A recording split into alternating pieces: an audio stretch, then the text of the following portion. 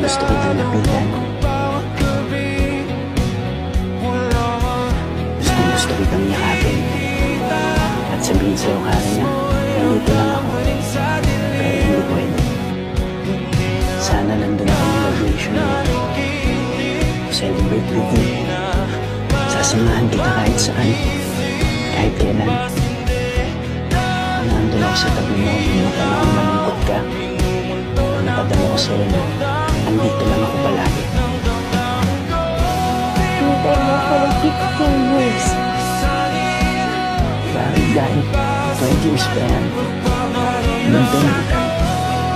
Basta ikaw. Ngayon lang nagbago.